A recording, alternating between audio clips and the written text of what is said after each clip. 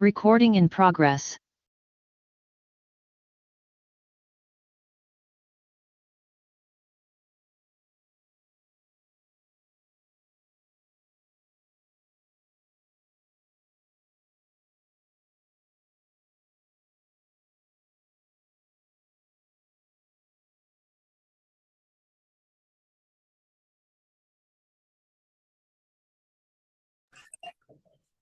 Hulle is moerdie. Maar jy sien as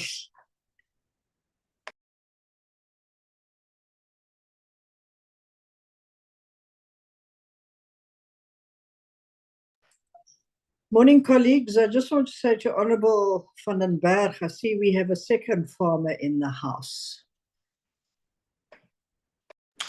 A second farmer. Now, oh, my nice brown shirt, I'm sure.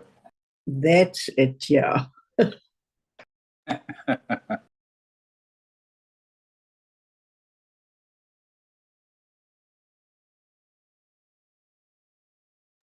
Yeah, Honourable Boshoff, I have to tell you that I'm sitting here on my own farm while I'm wearing my farm shirt. You're very lucky. Enjoy. Yeah, but it's very small. It's very? It's a small one. It's a very small little farm. It's okay. You've got a farm. At least one of us have a farm. Even if you have the surname, you don't have it. Yeah, very fortunate. But I don't have a mountain, and I'm van den Berg, so I don't understand it. Mr. Farmer doesn't have a farm, and I don't have a mountain. Yeah, it's something that you'll have to speak to your forefathers about.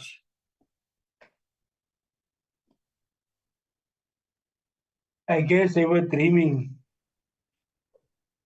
Nothing wrong with dreaming, Honourable Farmer.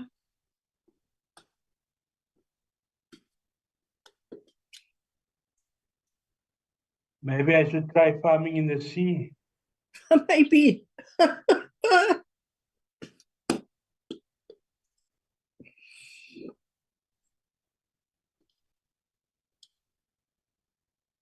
I see the Select Committee on Science and Technology is at the, where did you go, Honourable van den Berg?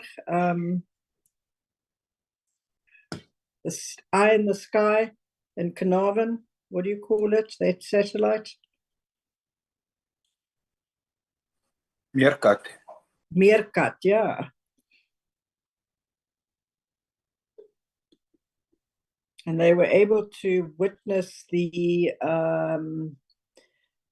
loading or the dropping off of Starlink's, I don't know what they call it, Starlink satellites.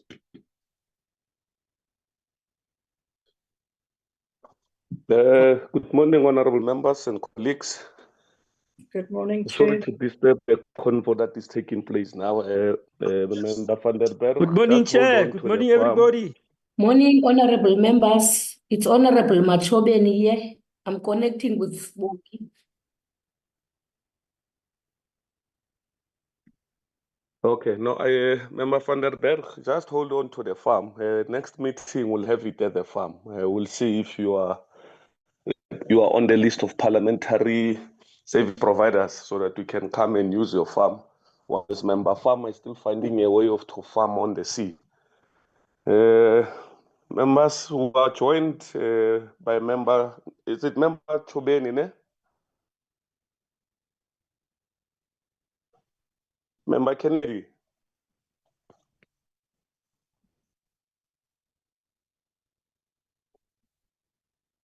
Okay, no, it's fine. As soon as he's back, we'll take it. Mr. Bauer, can you fly to the agenda?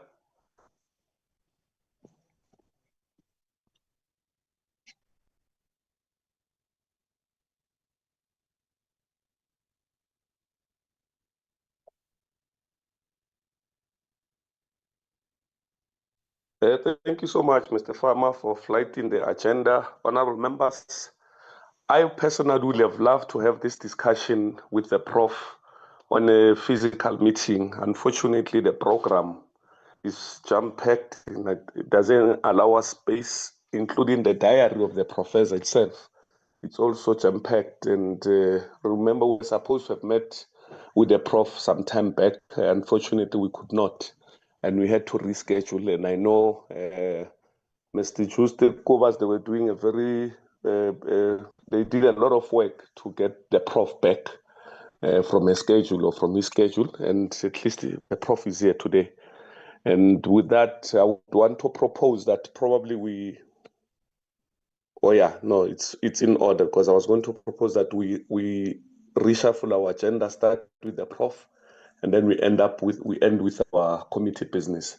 So it is the number one on the agenda will be the prof, and once we are done, when the prof leaves the meeting, we'll then get to do the second agenda item. May I also take this opportunity to thank Member Patrick Mabilo for chairing the session last week. As you have known, myself and Member Sitole, we deployed to a meeting on SADC, international trade laws, AGOA, and all of that, on the eve of the meeting on Tuesday. And therefore, we could not attend the meeting both Tuesday and Wednesday. And one would have requested Member Mabilo to chair the session. And the Member Mabilo, thank you so much. I've received the report, and I'm told that you did a good job. Members were there, you were able to participate, and what was expected of the committee as always. With that in mind, can I can I take the hands that support the agenda as proposed? Honorable Chair, Member Boshoff here, I move that we adopt the agenda as is. Thank you. Member Boshoff moves. Is there a seconder?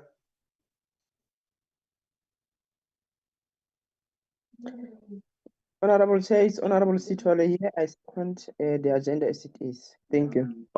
Honorable Stolle seconds. Therefore, our agenda item only has two agenda issues. Will be number one from the prof, and then number two will be a committee business. I'm not sure how many of you are also suffering like me. In Gauteng, the load shedding is serious. I'm not sure about other provinces.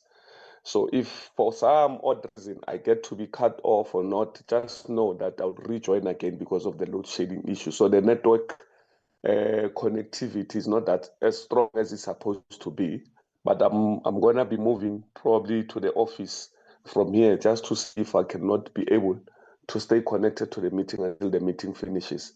So if I'm cut off, don't be worried. I'll rejoin as and when I get cut off until I'm settled in the office. I'm sure the legislature, if there would be backup of some sort, so I'll be able to connect properly there. So, Prof, are you on the platform?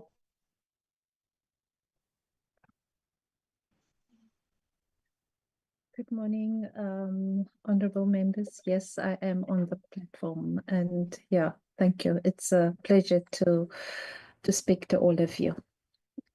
Thank you so much, Prof, for joining. And on behalf of the committee, please take our apology. We apologize for the mishap of the previous session where we're supposed to have received your presentation, and we're glad that you were able to squeeze us once again in your schedule. And here we are today with a very sensitive topic. I'm sure you'd agree.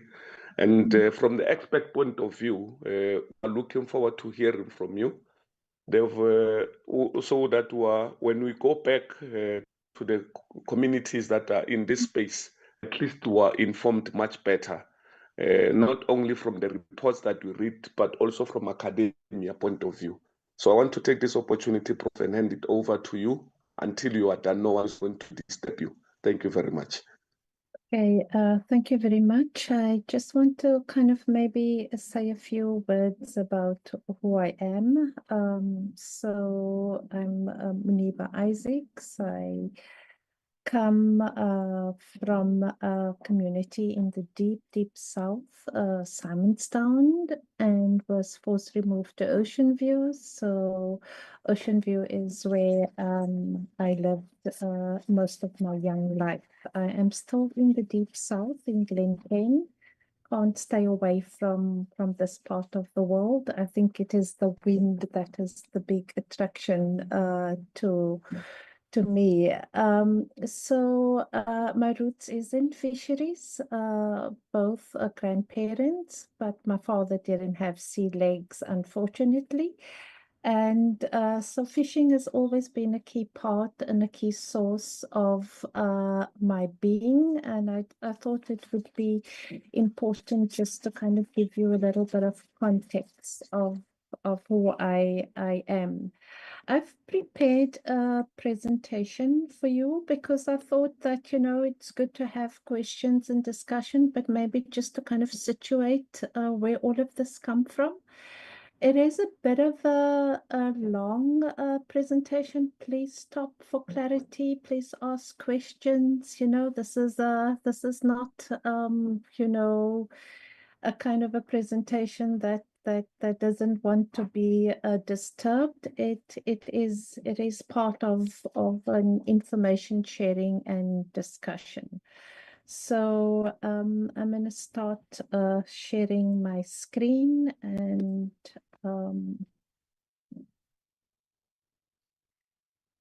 are you able to see my presentation? Yes, Prof. Fisheries sector overview, policies, livelihoods, and food security. Yes, so these are the key things that I thought would be important to cover, and I'm pressing the wrong button. So I want to kind of start with the mandate of the Fisheries Department. So the mandate and the core business of the Fisheries Department is basically to manage and develop sustainable utilization of marine and coastal fisheries. It's also to maximize economic potential of the sector, to protect marine and coastal ecosystem. The main challenge in the fishing sector is to create a balance between maximizing social and economic potential of the fisheries sector while protecting the integrity and the quality of the marine and coastal ecosystems, the sustainability, and also transformation in the sector. So these were the biggest challenge entering into the fisheries 1994, when the fisheries policy was not planned to be to reform the fisheries policy. It was just a plan to add to the fisheries policy. But through the processes of the fisheries development process and the white paper, it was thought that this need to have a total new act compared to the Fisheries Act of 1988. There was a process from 1994 to develop the new Fisheries Act. So before 1994, the fisheries has mainly been owned by white owners owning the fishing sector, big fishing companies, INJ, mainly English owned, and then you have other big fishing company that was Premier, Viking Fishing, Sea Harvest, was mainly Afrikaner dominated fishing companies. And also on the West Coast, there was a strategy on the West Coast to in the early 1950s to look at how to expand, but also to look at the poor white farmers on the West Coast. How can they diversify into the fishing sector? And this is why on the West Coast you have all of the company towns. You will have Port Nolloth, you will have Strandfontein, Lambert's Bay, I'm skipping one, and Eland's Bay, and all of those are based on company towns, and they use the labor of the farming into fishing, and there were also labor camps on the West Coast. So when we're talking about the traditional fishing community, I want to maybe come back to that later. It is integrated with the industrialized fishing companies. These are Oceania, particularly had companies right up to Port Nolloth and created company towns. And we know that now as fishing communities. So the National Development Plan called for a review of fisheries policies. So although the policy was enacted in 1998, the National Development Plan of 2012 called for a review of fisheries policy to determine the best way to allocate fisheries, because allocating fisheries had been quite chaotic in terms of how rights were allocated, and many people who expected to have rights on these in the coastal community, company towns that I've just mentioned, were not able to access rights, and these are for different reasons. One, mainly because of elite capture in the communities. You will find people with the necessary skills. Those are former teachers or teachers itself, those who have a little bit of business acumen, those who are corner business, some who are able in the community, able to complete the forms and also represent the communities. And then when the fisheries department said that we all need a smaller group, the bona fide fishers were squeezed out, and these were the people who benefited initially. So there was a lot of disagreement, especially on the West Coast, about that. And the NDP, National Development Plan, acknowledged this. On the other hand, the National Development Plan promoted strategies for economic cooperation that gives poor producers greater collective market power in the value chain and improved information. It is not possible for me to give you a presentation on small-scale fisheries without speaking about the large industrial fisheries, because they are integrated, and they are integrated in a way that the rights before 1994 was already fully utilized by a small group of people. So transformation meant that we now need to, this pie is the same size, we need to cut it into smaller pieces. And that was the challenge. The transformation to give more of the same amount was one of the biggest challenges. So the further on, the National Development Plan allows for participation into supply volumes and participation to empower and improve terms of conditions.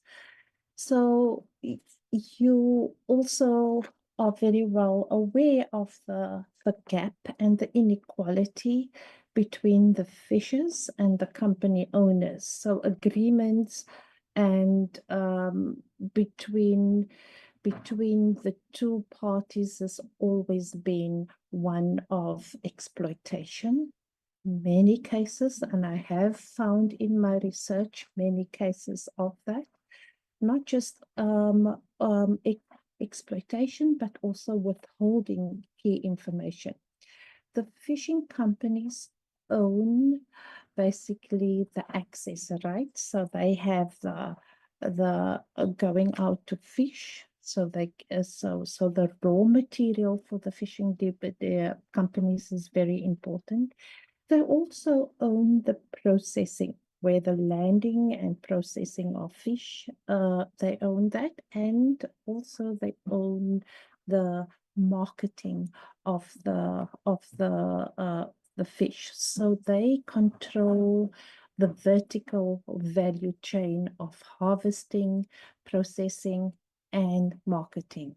And if you are talking like the NDP say that people need to get involved in the value chain, it is a really structured, and it is very, very difficult to get into these processes, or to be able to kind of work together to develop work together and in a collaborative way. So these paper quota holders was one of the outcomes, where people were just paid amounts of money every month for doing absolutely nothing, and then fishers were left out of the system.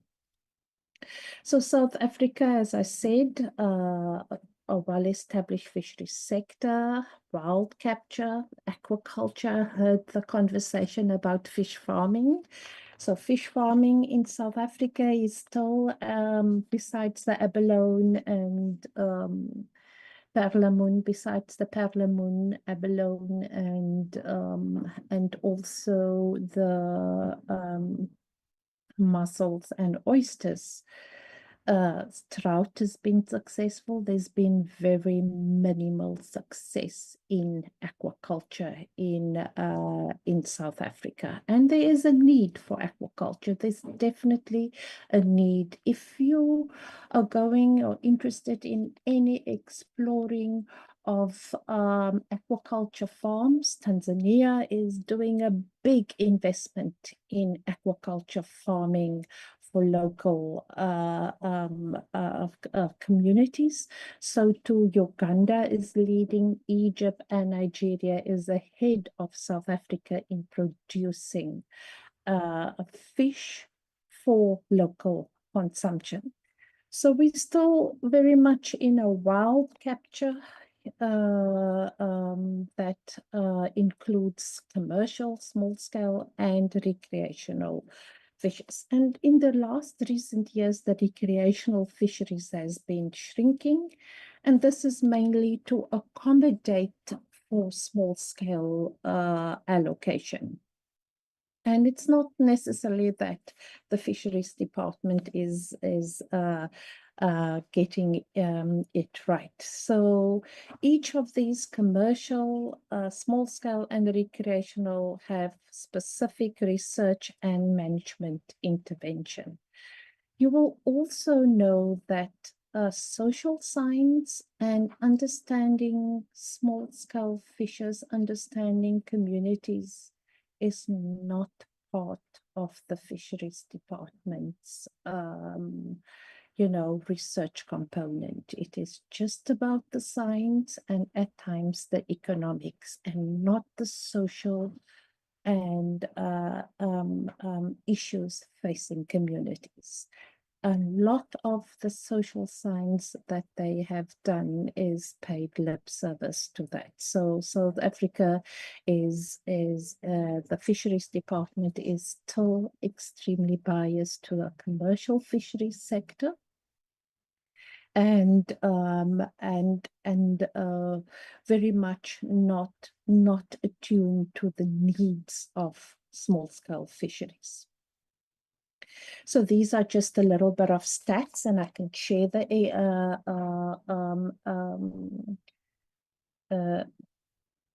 presentation with you, but I'm not going to go into detail. But the hake is still the most important economic contribution of South African fisheries, 70% of it, and then there are the high value species, and this is also different forms of rights allocations that were introduced. More important, it is often, you know, that we have to look at the number of vessels we allocate rights. If we have too many vessels, we risk the sustainability of the resource. And that is not that is very important for the future of small-scale fisheries, that the resource and the rehabilitation of the resource and the growing of the resource is an important component for small-scale fisheries. So I just move this from my so the small-scale fisheries sector in the Marine Living Resources Act, there was nothing, they didn't identify this group of people as small-scale fishers. It's either subsistence or commercial or recreational. And many of the Western Cape fishers and fishing communities said, we are not subsistence, we are small scale. We are small scale, we want to sell, we just don't want to eat our fish. This is an important part of why the small scale fisheries policy was developed. And I will take you through that small scale fisheries policy process. It didn't just happen, you know, because some government officials decided that they have not allocated rights to small-scale fishers. It was a lot of protesting that happened to get to that point. So a policy for small-scale fisheries was developed and adopted by Parliament in 2012, 2014. I think it was signed by then President Zuma. Small-scale fisheries and artisanal have, and they define small-scale fisheries and artisanal have relatively small and low-cost operation, but often fish high-value species.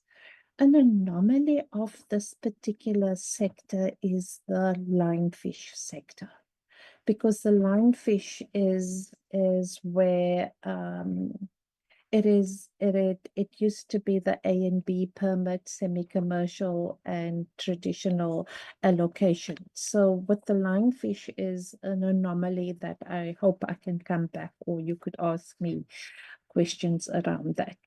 For coastal areas, marine fisheries is important in terms of the small-scale operation and employment. So we must consider to mainstream small-scale fisheries, because that in essence would help with the unemployment in communities. But the fisheries department would always say, we are not a social department, we are fisheries department. And that kind of thinking is slowly changing, but not fast enough or far enough.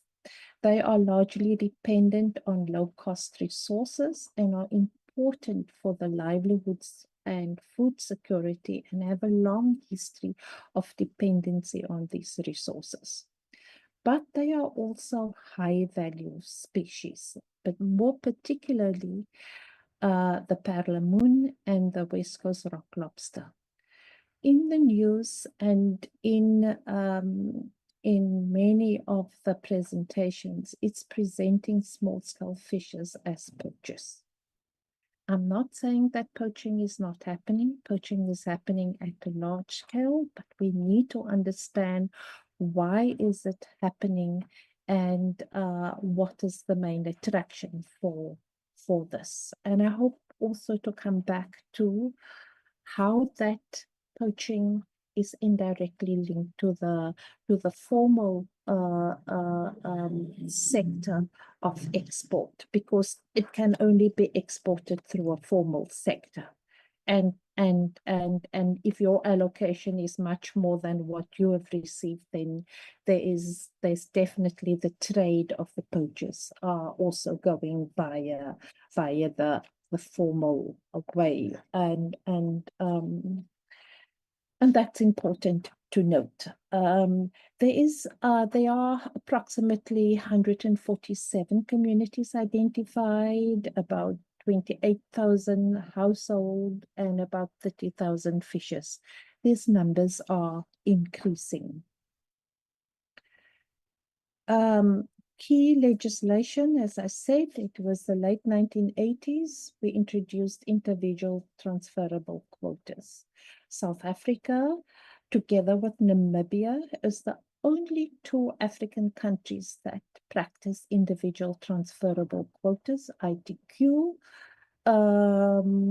Other countries is Australia and many other Western countries like Iceland, who started mainstreaming this, and many other countries are joining the individual transferable quotas. And this is looking at who is the fastest and the fittest to access the fisheries, say for example, egg, and can land it and sell it as efficient as possible.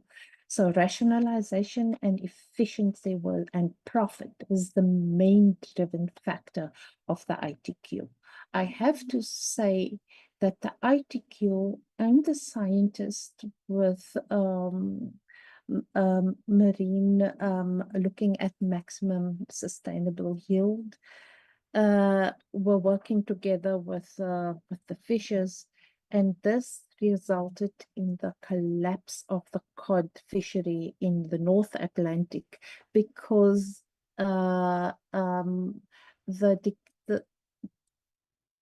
those who went out to fish on their boat were not always declaring that they are overfishing. So because there's a driven need for profit, there's an inherent greed to take more than what you are allocated, and that resulted in the collapse of the North Atlantic cod fisheries.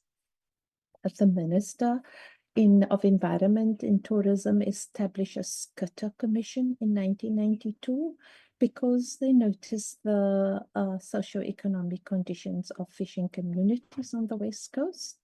And based on the particular input of the Skitter inquiry, a quota board was the quota board, which allocated these individual transferable quotas, started to create Fishers Community Trusts to address the poverty and fisher households in the northern, western, eastern, and KwaZulu-Natal. But it was mainly targeted in the Western Cape or the Cape Province, this Fisher Community Trust. And how it happened is that the part of the allocation, hake allocation, was given to the trust in terms. So the fishing company is catching the hake, and they give the money into this trust, and money has been given into these different trusts in the communities, and that resulted in chaos, fights over money. This was changed in 1994-95 because then the transformation to the ANC government saw this as the National Party government buying votes of the small-scale poor coastal communities. Since then, coastal communities has been used as political fodder. Every time it is a time for elections, you will see different parties going up and down small-scale coastal communities to get votes. And I think this is also part of the problem. So since 1994, yes, the Marine Living Resources Act, there was a subsistence fisheries task group created in 2000 to understand subsistence fisheries. But fishers were not happy. They were not happy with the name subsistence fishers. An important part of the shift in identifying who fishers are and how they want to be identified was in 2005 when Artisanal Fishers Association, led by Andy Johnson, Masifundisi Development Trust, led by Nasir Jaffa, and Legal Resource Center, led by Henk Smith, supported from academics, launch a class action case against the Minister of Environmental Affairs and Tourism. At the time, it was Minister Martinez van Schalkwyk. In the same year, Marine and Coastal Management implemented long-term fishing rights for commercial fisheries. So through this class action case, lots of protests, lots of unhappiness, lots of fights, lots of revealing paper quota holders, the agreements between the paper quota holders and the agreement between the paper quota holders and the fishing companies all unraveled and was also part of the kind of evidence that was fed into this class action case. In 2007, there was an out-of-court settlement, and the case was called Kenneth George and others with the minister. And in the same year, the Fisheries Department held a national summit and created a national task team to develop a new small-scale fisheries policy. After 5 years with community representatives, a truly participatory process with community representatives, a new fisheries policy was introduced. In May 2023, there was an amendment that needed to the Marine Living Resources Amended Bill, and this was enacted in 2014 to introduce small-scale fisheries as a group, as an identity, to kind of, the main argument in the case is the right to livelihood and the right to food security, and the right to practice small-scale fisheries, cultural and traditional practices were also part of it. Another key legislation that the small-scale fisheries policy process in South Africa fed in is the FAO voluntary guidelines for securing small-scale fisheries internationally. We call it small-scale fisheries guidelines. And this also guides, so a lot of the ticks of the South African small-scale fisheries policy was duplicated in this document. Together, I was part of a high-level panel of experts on understanding fisheries and aquaculture and what does it mean for food security and nutrition. And suddenly the food security, it's just not about food, it's also about the important nutrition fish gives people, and why is it important that fish needs to be eaten by our population is what that document came out. After a really participatory democracy truly process happened, there was a rollout plan. There was a shift that the national task team that developed the policy are not going to be part of the implementation. This is what the Fisheries Department will do. And at this point, all things change. the regulations of the fisheries department aligned with prior challenges in fisheries in terms of the cooperative system, primary cooperative, secondary cooperative. And in the interim, there were about 14 iterations of interim relief permits given to small-scale fisheries. And these, the interim relief permits then form part of the small-scale fisheries allocation and how to market, and the vision of the small-scale fisheries moved to the side. The core principles of the small-scale fisheries moved aside. And what is currently happening is the same that happened in when it comes to how rights were allocated, the elite capture, who benefits. And in this time, during this time, some of the gang leaders were also part of deciding who's a fisher and who's not a fisher. So although there were community involvement, some of the communities were also quite constrained. These were some of the interactions that the fishers were in Parliament and making submissions, making contributions.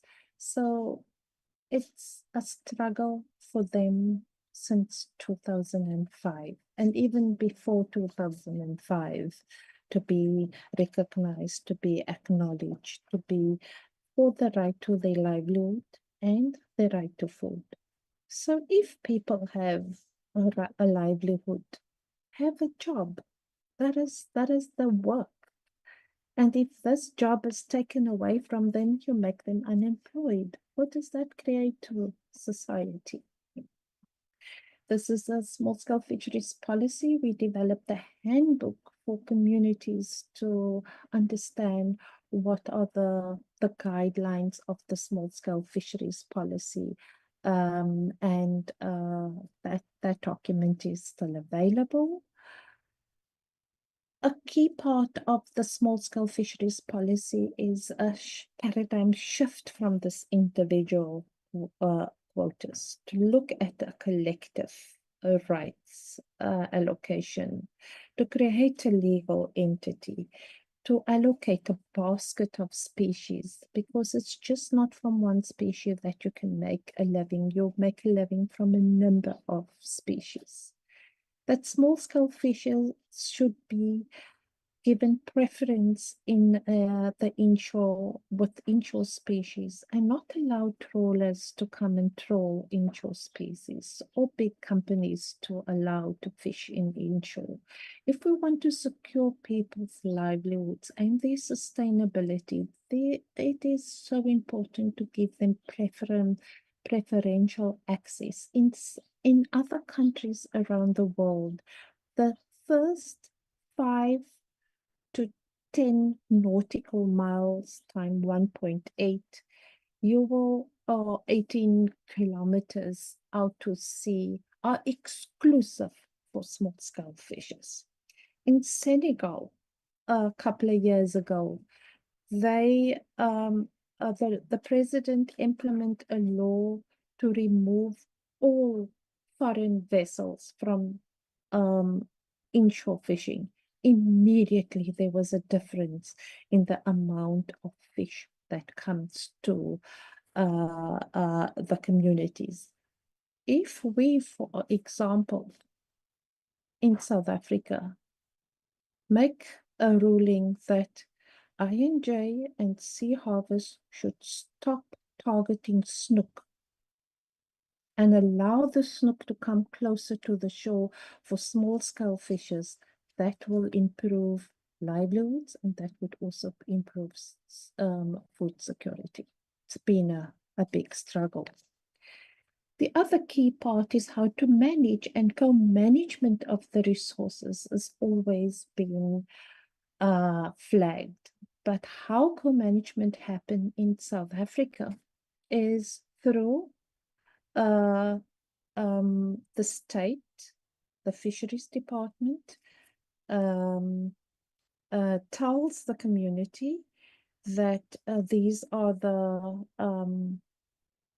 these are the decisions we've made, these are the restrictions, the fishes, and we will have less allocation for you this particular season.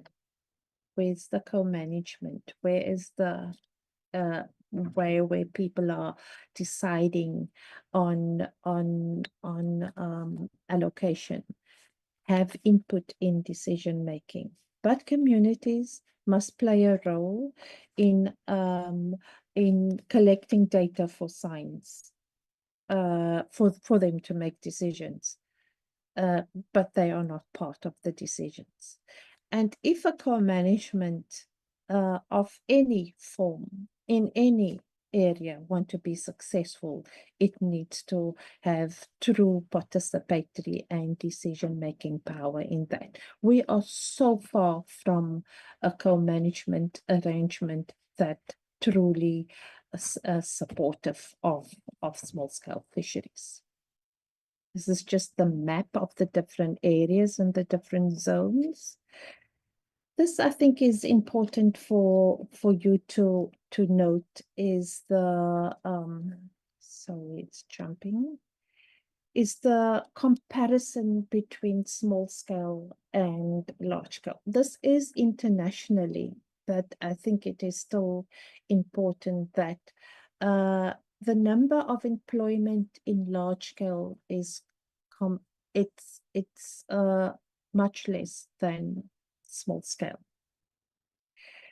The number of fish used for human consumption is more or less the same. The investment and the cost and the fuel is extremely high with big fishing vessels compared to small scale. The bycatch and discarded at sea is incredibly high for industrial fisheries compared to small scale. In South Africa, this is a big factor. Marine fish caught for industrial reduction to meal, fish meal and fish oil.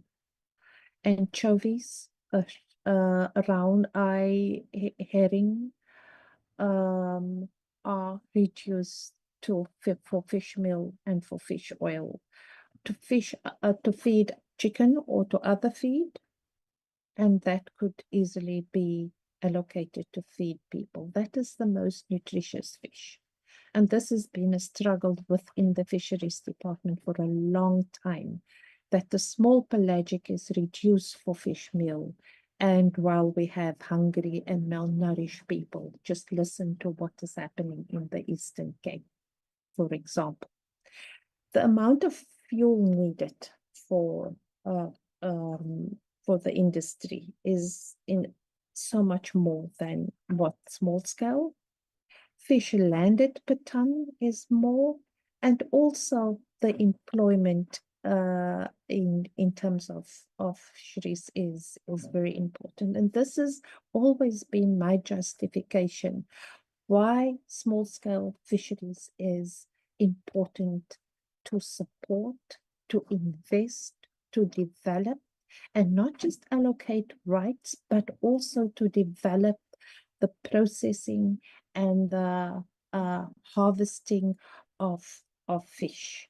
I've been to Lambert's Bay during the COVID, and there was an oversupply of snook. That snook didn't go to communities, it went to the fishing companies. They sold it to the fishing companies at a low price. Why couldn't government buy the fish and divert it to different areas who needed fish? Why couldn't it be dried or smoked and form part of the food basket that we so much need in South Africa? So that's just on the side. This is the pelagic that I've spoken, and how it's required in terms of what I've just mentioned, in terms of how it's reduced. Operation Pakisa, South Africa's oceans economy is now in where we call the Oceans Master Plan. And this is to untap the benefits of the oceans. And when in 2020, Operation Pakisa had targets and they didn't meet the targets, and still have not met the targets. Key part of it is the aquaculture sector. Aquaculture has been tried on a number of projects with minimum success, but I'm not going to go into that. Is another conversation I can have with you in terms of the South Africa's blue growth, blue economy, and oceans economy in strategy. I've just come back from the Gambia to where a blue economy conference was held, and yeah, same issues. So small scale aquaculture is, I think, is really something I hope you as a committee could pick up, because there is definitely potential in small scale aquaculture. Not the level of the abalone farms that cost 120 million to start up, and it takes 7 years before you can export. Fish that people eat, can that be farmed? Can it be farmed in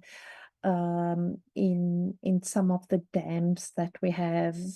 Tilapia is a species that is very popular in the rest of Africa, so to catfish. To what extent can that be part of the diversity of it? And this also means small scale aquaculture, small scale fisheries, thriving communities. Everybody is sustainable, have their jobs, that can provide their own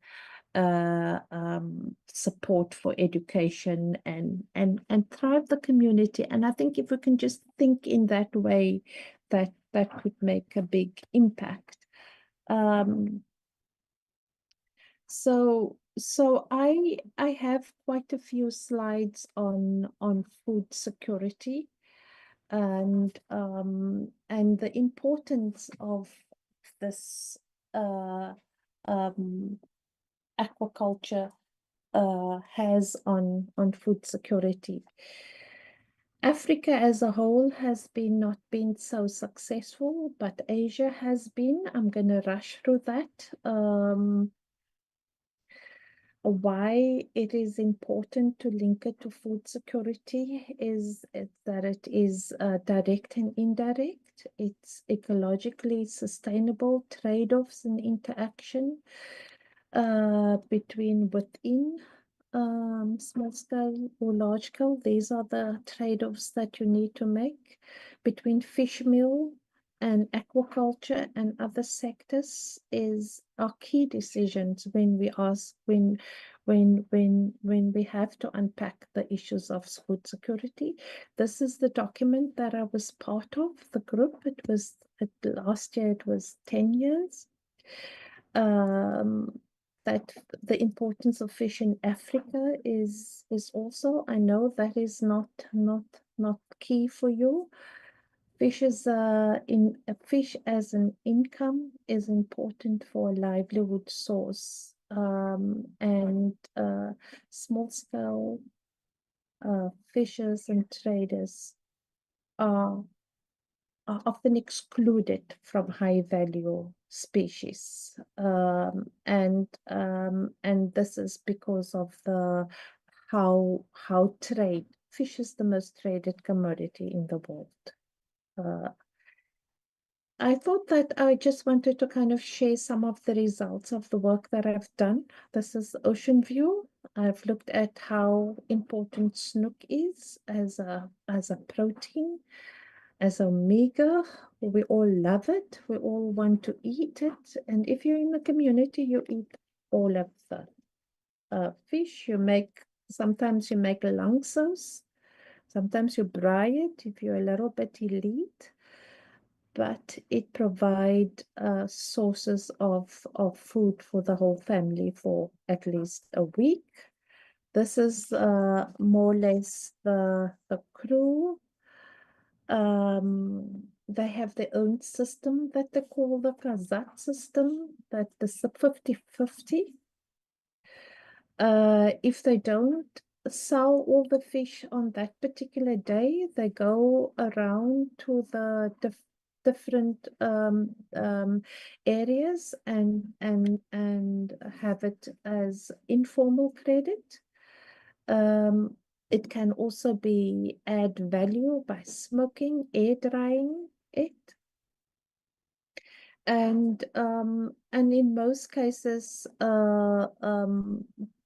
there's also the issue of how it's used, the quality, the sanitation, and this is how community engage with the fishing sector, and this is what they want to go to the trader and to go buy fish. So just next to where they are parked is the taxi, drop people, and this is where they buy fish on their way home after a day of fish.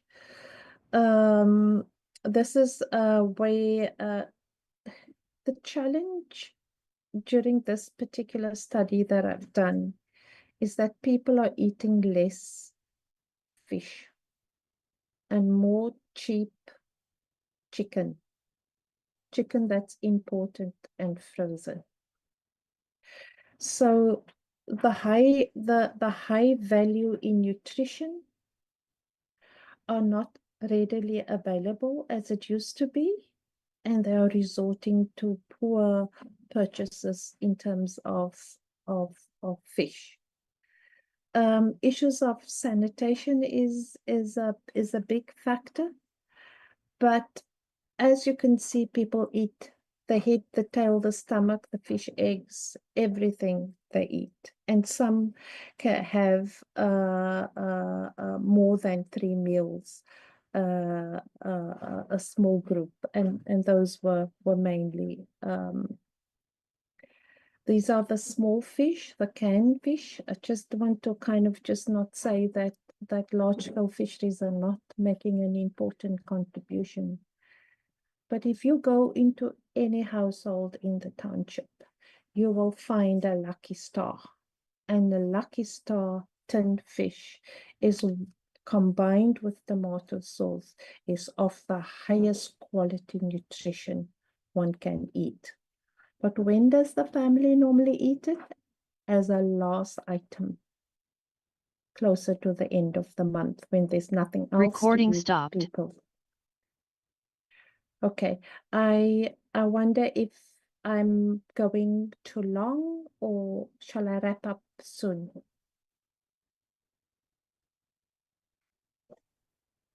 It's interesting, through the chair, Prof. I think it is interesting. Okay, I will try to wrap up soon because it's gone yeah. So the Lucky Star tin is an important fish. Before there was the former late Minister of Fisheries, Minister Tina Jumat, went to Mitchell's Plain and said to people, why do you want to eat this tin fish? Why do you want to eat poor people's food? You must eat hake. And I challenged her, in saying the important why small fish is so important, because you eat everything of the fish and all the nutrition is there. All the vitamin tablets that you now take as omega oils and all the minerals, selenium that we kind of find is very important in our healthy in terms of health, but more for poor people. A lot of these small fish goes to fish meal and for fish. Not the sardines, the ones that are sampled here. So that's why I have a paper on the humble sardine, and it lays out the detail of the importance of this humble fish. And this humble fish is because the minister called it, let them eat hake.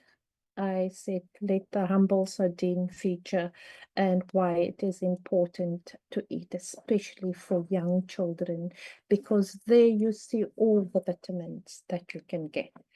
And for us and for others who can eat 2 tins of Lucky Star per week, you will get you enough nutrition than combined than what the expensive vitamins that we buy over the counter.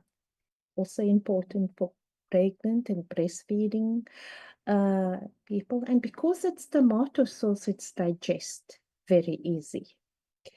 South Africa is consumption of fish is only 6 kilos, while Ghana's consumption of fish per capita per year is 26 kilos.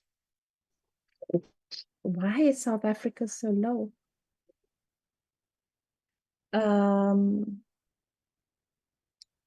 There's no recognition of, sorry, I wanted to end here by saying, Hey, Shwek, how are you? I'm good.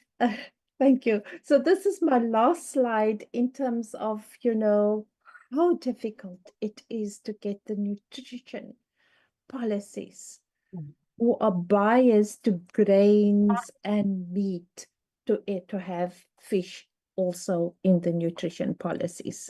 So that is where I will end. Thank you very much. Sorry for the long presentation.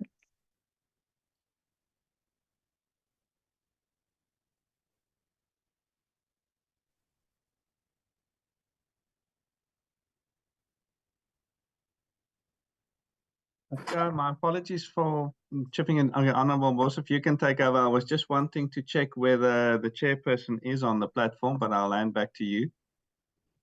No, Thank you very I'm here. My problem that I'm driving. That's why I was asking Member Mabilo to chair, so that we don't appear to be unprofessional in the meeting. Can you imagine? I'm speaking. There's a hooter here. There's a taxi driver saying something nasty here. So, Member Mabilo.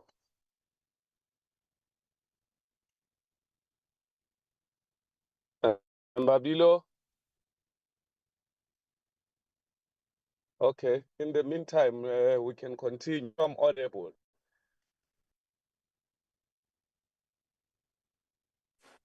You are audible. Prof, can you hear me?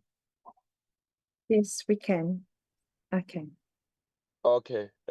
No, thank you so much for the presentation, Prof. Amongst many things that I picked up, two that were quite interesting for me. I'm one of those who grew up knowing that fish belongs to the lowest of the lowest in terms of the societal hierarchy. If you are really, really poor, then you'll eat fish. The best thing that you could do is to eat chicken or red meat, and probably that's why most of us suffers from this chronic illness called gout, because I'm told it's because of eating too much of red meat. Second to that, there's a slide, I think it's the third last slide, but once we get the presentation, I would be able to tell exactly which slide, where you made mention that amongst things that probably we could be doing is to pass the legislation that forces your INJs and your big fishing companies to consider snook leave the snook alone so that the small fishing community can be able to make money out of snook and all of that. So now I understand the frustration of member farmer clearly. Member farmer is one of those prof who comes from the background of small scaling fisheries and is very passionate about the issues of small scaling fishers. And he over time has raised their issues sharply. And this exercise then makes one to understand much better, and there's clarity now. And it therefore means what we are going to do as part of our program as the committee moving forward, based on the presentation that we made. And I'm sure your office will always be available for us, even if we were to submit probably through Mr. Tuesday, certain questions to you for clarity, advice here and there. You'll be able to not necessarily come into a meeting of this nature. And once in a while, when we come to you, you'll also be available for us. So on my side, it's not necessarily questions that I have, but those comments that we learn every day. And the presentation really makes one to understand much better the frustrations that the fisheries Recording in progress. communities are subjected to. And what is it that the big companies are doing to make sure that they close, your ordinary people out there in terms of you said it's production, it's manufacturing, and then it's marketing or processing and marketing. All of these are within the hands of the big companies, and your small scale farmers have got no play, they've got no role to play. Another thing that I also picked up, you mentioned that Tanzania, Uganda, Egypt, and Nigeria are moving far ahead of South Africa in terms of your farming, fish farming. And these are areas that probably as a committee would want to consider as and when we have to do a study tour of some sort. We don't necessarily have to go to Europe all the time to go and learn the best practices. When we have African countries that have ability, that have the capacity to do what we could be learning in Europe, especially when you take into consideration the issue of or weather, because our weather here in Africa is more or less the same. So we might go to Europe, come back, going to find out the weather does not allow what would have learned in Europe in terms of putting it into practice. And we left Nigeria here, we left Tanzania here, where we could have learned from them. So that's most in the main the things that I've picked up from the presentation. Outside the fact that there is an income that can be generated from this fishing business, and their families can be able to live a comfortable life if correct legislation and correct decisions are taken in order to take care of these communities that seems like government doesn't want to take care of them. And I'm a bit disappointed to hear that the former minister, may her soul rest in peace, would have said such comment in a public meeting. But I understand where she's coming from. I probably would have said the same until today. Before you said these things, I would have said the same thing. We went there in one of the communities in the West Coast. And as they were speaking, I was thinking in my head, but why are they complaining? I mean, there's nothing you can do with fish. I'm from Gauteng. Fish is not a big thing here in Gauteng. And I was telling some people that ever since I moved to Cape Town, I'm beginning to enjoy fish. It tastes nicer. And they say, no, because the one in Cape Town is a bit fresher than the one you eat in Gauteng. I'm like, oh, no wonder I was never a fan of a fish. But now I'm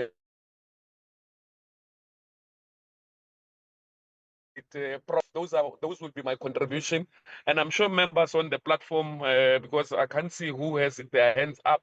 I'm gonna open up for members who wants to make contribution to do so. Not be able to say member so and so and member so and so.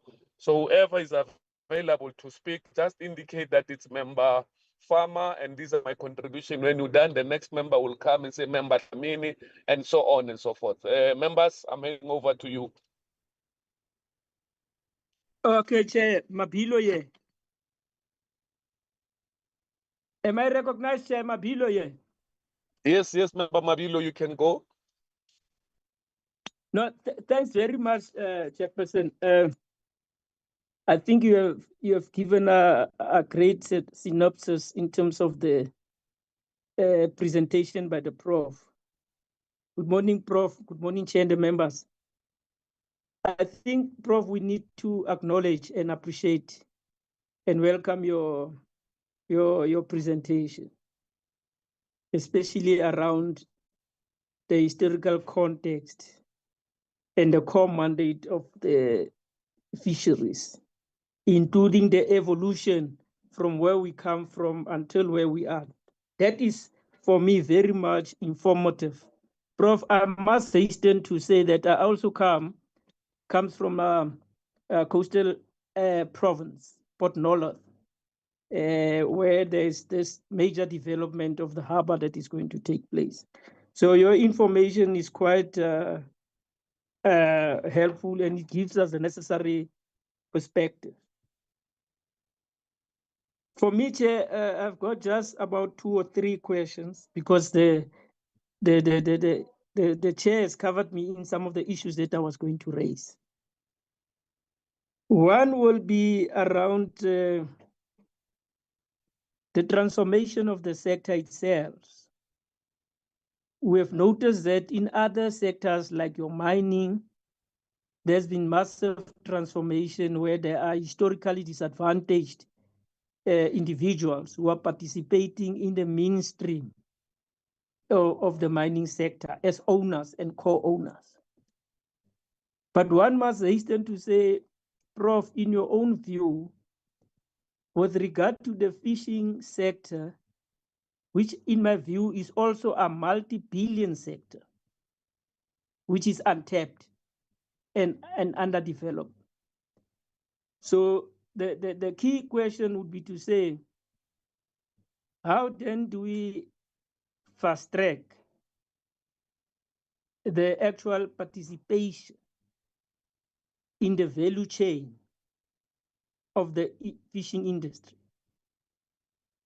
Secondly, Prof, your paper has not touched on the factories that have been available in some of the coastal cities where massive jobs were created. For example, in Port Nolloth, there was a fishing factory that employed more than 5,000 people. That fishing factory has been closed for many years.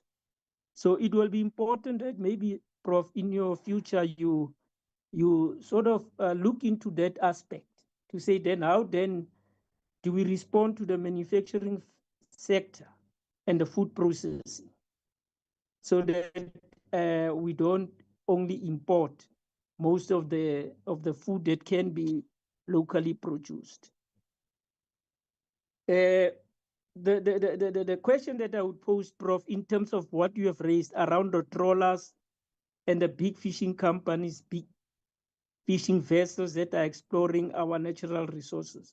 The question, Prof, is that do we as a country have the requisite capacity to monitor and combat the exploitation of our natural resources by foreign-owned vessels and by the syndicates, worse than the Zamazamas? That will be the first question. Second to that, Prof, is there a multidisciplinary stakeholder body or fora to respond adequately to the massive opportunities that are there in the fishing industry? And the 2 last questions will be that, Prof, there's no doubt in my mind that this portfolio of ours, as the chair previously mentioned, it straddles around other select committees like your economy. When you talk about the ocean economy, the blue economy, is economic development.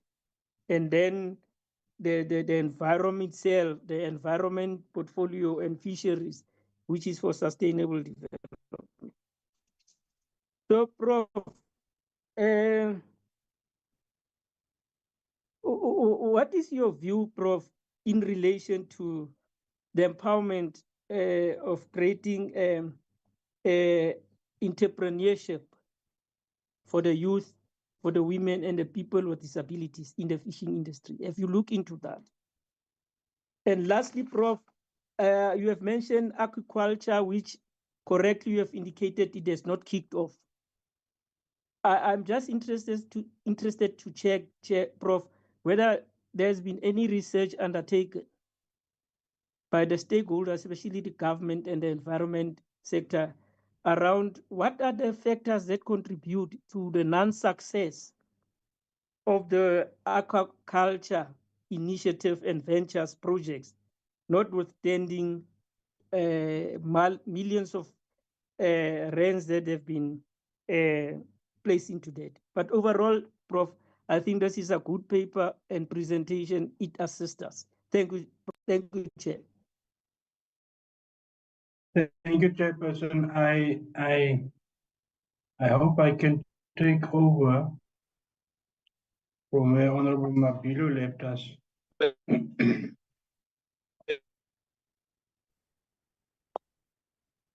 You are breaking up, Chair. I'll just continue. Thank you.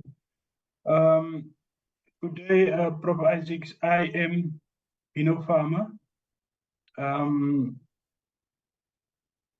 I want to welcome your presentation a great deal. I very much appreciate your presentation. And I hope we can maybe meet someday and have a much more in-depth discussion around the fishing industry.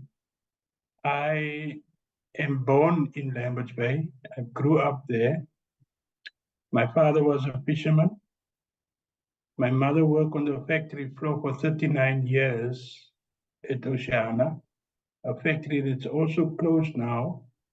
And all the operations of Oceana has been centralized, with crayfish going to Out Bay and others going to other areas.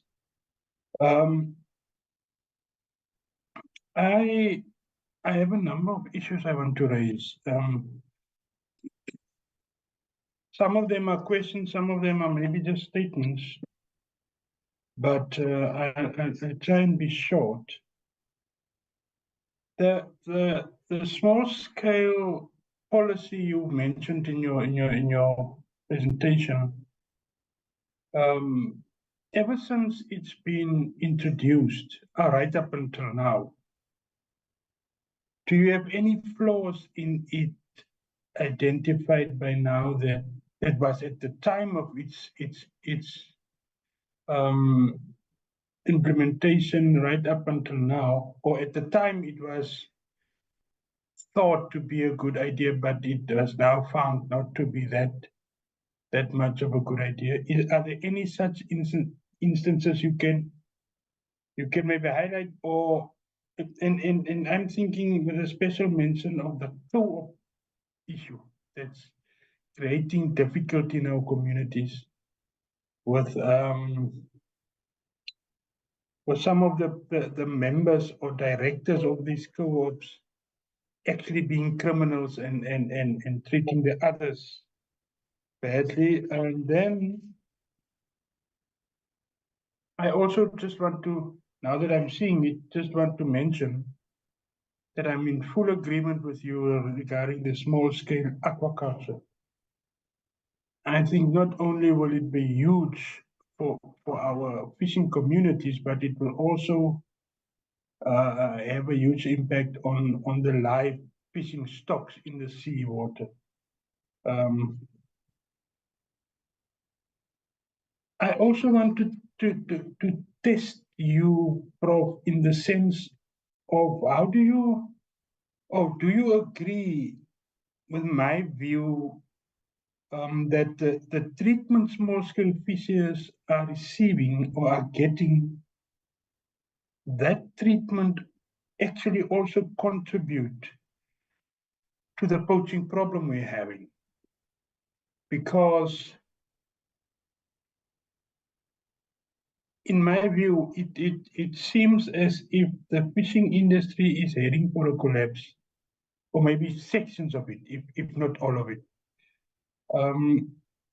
Because poaching is a problem, it's a serious problem, and it's putting a whole lot of stress or or pressure on our resources in the seawater. And thus, this situation is created by, let me say, by government not taking good care of our small scale fishers. So as a result, Okay, Chair, I'll follow up after this question. Okay. as a result, the small scale fishermen, the fishing communities go to the sea to poach for their survival. And thus the livestock won't be able to survive it. While on the other hand, big companies, big business is just trying to cash in as much as they can. And there's no effort seen by them to also try and assist with saving the stocks, the livestock in the sea. It seems as if they're just trying to get as much as they can, and when it collapses, then they will just diversify to another sector, perhaps, or whatever. I would like to test your view also on this. I also am of the view, Prof, that the context of the policy that you mentioned in your thing, in your presentation around which you said was food security and poverty eradication. Now, it is a very noble context, I must say. And at the time, it must have been the way to go. But what's difficult for our people on the ground or the fishermen is to see how many are being made out of this. Yet we are only getting to survive. Yet we are only surviving. So there's an element involved around when you can change the poverty eradication into wealth creation. That difference, that I think there's a sentiment in the fishing community. Why are we only there to eat rather than when others are begging such a lot of money? Now, one of the fishers actually told me a few weeks ago about the 36% that the minister is now bragging about. That 36% that was given is actually given for consumption and not for selling. Now, the problem fishermen have with that is they want to be able to sell it so that they can pay for the kids' school fees, so that they can pay for their children that's on varsity or whatever. But now government is bragging about allowing 36% for people.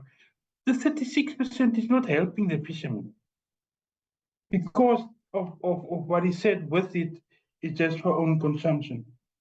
The last issue I want to touch on, Prof, that I maybe also would want to hear your views upon is, and you made mention of it also, around the involvement of gang bosses. I once was part of a discussion a few years ago with where some of them, or one of them was also involved in the discussion. And what I've heard, what they are doing is they have perfectly legal permits to catch and move and export these rock lobster. But when they put it on the truck at the factory and they move it to Joburg, to the airport for it to be shipped out or to be flown out, and they are not stopped along the way, that amount is not ticked off in the books. As a result, they run another shipment on the same permit which means where the permit only allows, say, for instance, 2 tons to go out, they actually do 6 trips with 2 tons each, and it's 12 tons that goes out. So there's a management problem of how we deal with the industry with regards to poaching, organized crime, and the pressure it puts on the industry. Let me stop for there now. Thank you, Prof. Thank you, Chair. Chair, it's Member Boshoff. I would also like to ask some questions. But mine are more based on the licensing system and so forth. Prof, if you could expatiate on whether government has taken any steps to ensure that small-scale fishers are adequately included and not marginalized, and are you able to, or should this question be directed to the department on how the introduction of co-ops have benefited or disadvantaged small-scale fishers, and whether any alternative models have been considered? Then I would also like to know, with regard to the sustainability and the environmental concerns, whether you are aware of any measures that are being implemented to prevent overfishing and to ensure stock sustainability, particularly with regard to species like abalone and the West Coast rock lobster. Have you got any studies that have been done on climate change and how it will impact fish stocks, and whether there are any adaptive strategies? Honourable Farmer has touched on the illegal fishing and so forth, and I'd like to know if there are any developments in combating the illegal fishing and poaching, especially in high-value species like the abalone. And then how effective has marine protected areas been in balancing the conservation efforts with the economic needs of fishing communities? And then the permit fees, the fishing permit fees and levies, how are they determined, and what mechanisms ensure that they are fair and that they're not a barrier for small-scale fishers? And if you could, if it's within your ambit, what partnerships with private or international entities exist to enhance the development of the fishing industry in our country? Thank you very much. Thank you. I think that it's really insightful questions. I just hope I have enough time to give to honor all of your questions. So thank you. I think it is, so vitalizing to see that you are engaging with the issues. Yeah, I wonder if I should start and maybe take a next Sorry, Prof. round, or Sorry, Prof. or yes, Let's take all of it. Honourable Chair, if I may ask, I know it's questions that you can't actually write down to answer. Would it suffice if we sent these questions in writing to the Prof and she responds to us in writing?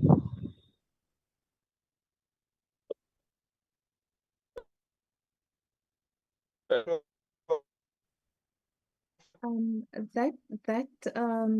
I could do that, but that would take quite a little bit of time to kind of connect, you know, all the dots. I think if there's time to kind of go through step by step there's the answers, because I think it needs an in-depth answer, especially when it comes to issues around conservation, sustainability, rights allocation, and poaching. That I think that, and also the issue around poverty and aquaculture. I think these are all really important questions to answer, and I could give you also a package of literature that I have worked on, you know, but yeah, let's see how we can answer the question if you have time now. I have time until 1 o'clock, but you still have other matters to deal with. Can I just also interject? No, sorry, I Let's was take first. Member van den Berg. I was first before Van den Yes, Berg. Member I van was den Berg. before Van den Berg, Chairperson. My hand is first. Oh, we will not Okay, let. Member Pina, then Member van den Berg. Okay, Member Pina, then Member van den Berg. Is there other members who wants to speak? So we have a list of speakers. Okay, No, we have Member that's it, Chairperson. we have Member Pina and Member van den Berg. Okay, let's go, Member Pina. Thank you, Chair. Thank you, Prof, for the presentation. Prof, you made a recommendation saying we can eat 2 cans of sardines a day. I just want to know what statistics or studies have been done on our sardines regarding heavy metals and microplastics.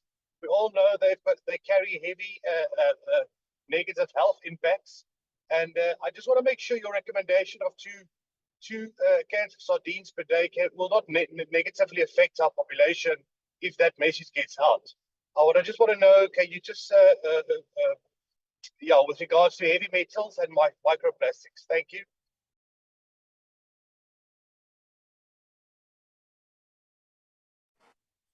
Okay, I guess it's my turn now.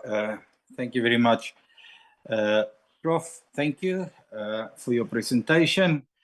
Personally, apart from doing some holiday weekend farming and some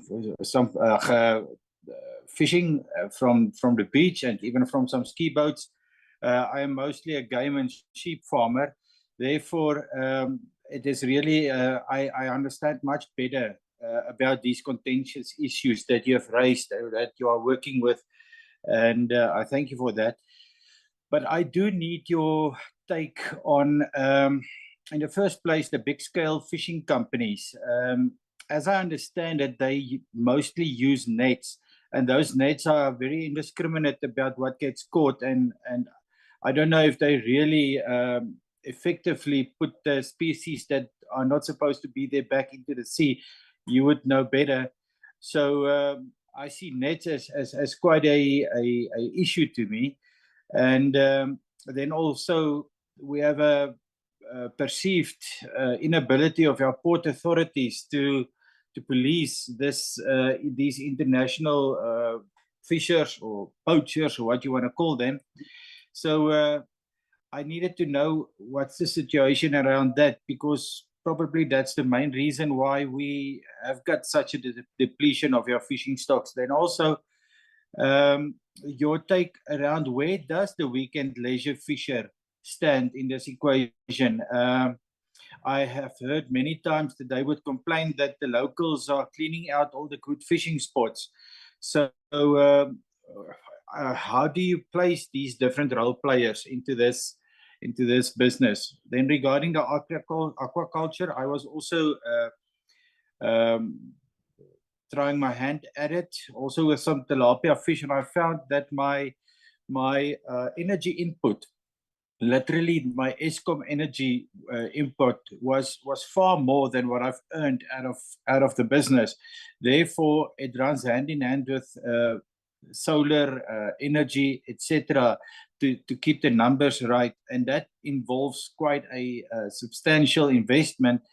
And then I would also like to mention the way business is conducted in China. For instance, I've explained the other day about how the Chinese government would decide, okay, we will now export and create a certain type of motorcycle, then they would, for instance, create an economic hub where they would have 10 different companies produce an engine and 10 companies producing tires, etc., on all the different parts.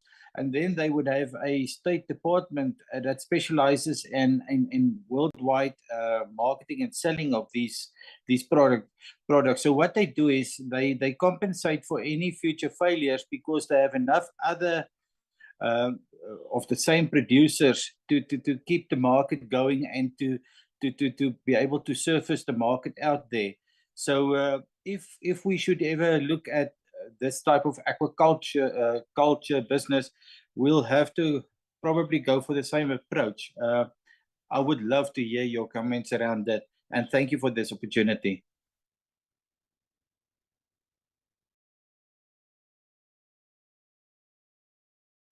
I guess those are all the questions that were posed, and I'm going to try and answer the easy ones first.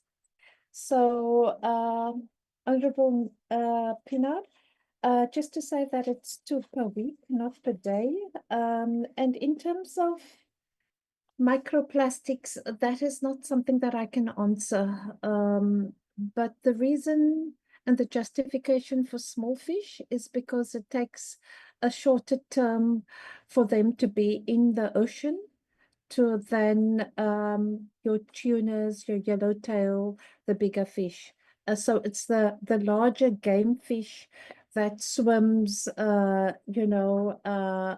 migrate from one area to the other area, or are stable in areas that absorb all that heavy metals. So mercury and heavy metals are particularly found in tuna and in yellowtail.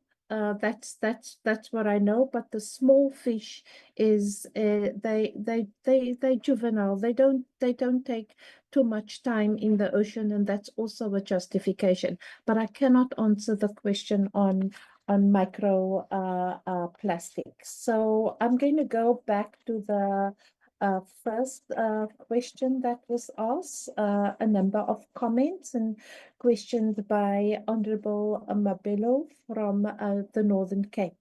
So yes, I think that this committee plays an important role in understanding not only the fisheries, but how the fisheries, and more particularly small-scale fisheries, connect with any other green hydrogen projects, especially in Bochobai.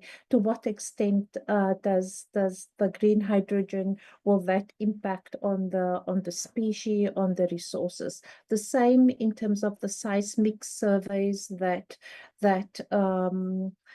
Total is promoting in more of the Northern Cape, because there's lost cases in the Southern Cape, or more closer to Cape Town. So they've moved from this area and having to explore more in your area. And I think it is important to understand the green hydrogen projects, what actually the benefits will be from that particular process. You and Honorable I've spoken on transformation and the fast track of transformation. You relate particularly to the value chain, and in terms of your question around jobs. Transformation in the fishing sector had been dominated by two particular factors: race and gender, and changing the management of the complement of the fishing companies, and also in terms of appointing more particularly white women in fishing companies. And you wouldn't be surprised, a lot of politicians were getting positions within not necessarily politicians, but people who were connected with particular parties got positions in the fishing industry. So transformation has been skewed to focus mainly on race and gender. And I think for the first 5-10 years post 1994, that was the main focus. But then the transformation didn't filter down to fishing communities, and that transformation that should have happened in what was planned in reconstruction and development program from the then ANC government was not implemented. It was a decision to go with more, and this was also in line with the unions. So the unions, you made the point that there were so many jobs in the sector. At one point in Port Nolloth, and companies started closing down. I think Honorable Farmer also mentioned the same thing. X amount of people, 5,000 people had jobs, and the companies started closing down. So what was the strategy? First of all, the union sided with the fishing companies to say that once we support you as fishing companies and not necessarily fishing communities to be allocated the rights, we will want to engage with better conditions for fish workers, because the fish workers' conditions were not necessarily great, especially when it came to benefits. So that was the kind of hand where the union sided with the fishing industry to maintain the status quo of the transformation in the fishing sector. I think it would also be interesting to look at to what extent some of COSATU has also invested in some of the fishing companies. I don't know the kind of detail about it, but that is also that was also part of one of the findings that I picked up. So after that kind of agreement, the big fishing companies still decided that these smaller companies in these towns are not making enough money for us, are not making enough profit. We are now going to concentrate. And we are going to concentrate in Hout Bay. And even Hout Bay is closed down now. So we are going to concentrate all our activities in one particular area, and we will divert the fisheries through one processing plant.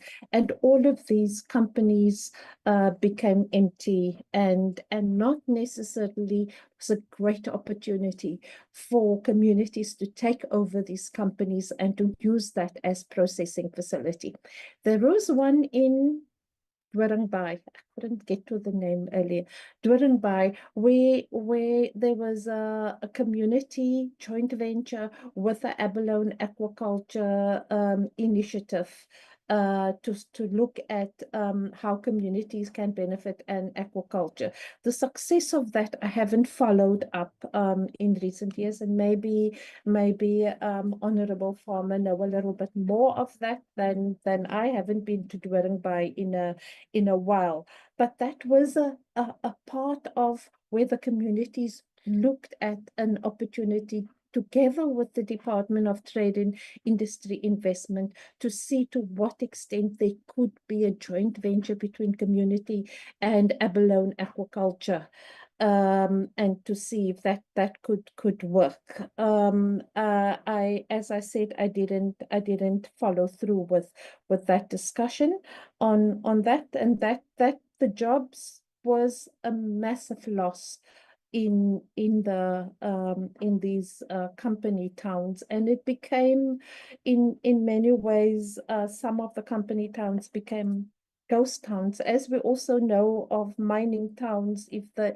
industry leaves, the job leaves, the lives leaves, and that's why I also want to to kind of demystify how we term these communities as fishing communities. So you don't term it in a fishing community in a way that is traditional and have been there for centuries that you find in other parts of the world. These are company towns and they are now coast fishing communities. But and I think that is important to understand that particular context. There's been questions from a number of you around the policing, the monitoring, the control, and the surveillance. So South Africa is still one of the leaders on the continent when it comes to policing, surveillance and control, called monitoring, control, and surveillance of the area. But the area is quite huge. If you look for 3,000 kilometers, 200 nautical miles, including the islands, there are fishing vessels that are coming into the South African area and taking our fish. I think there had been also agreements before with the fishing department on allocating some special tuna to the Japanese. Our tuna don't even get to land in South Africa. It's immediately gone to Japan. So there are some agreements, but I don't know the details of those agreements. I think South Africa has weakened over the years in terms of monitoring, control, of surveillance. There were at one point that they looked at including the Navy, since we're not going to war with anyone. The Navy also started looking at how they can support in terms of monitoring, control, and surveillance.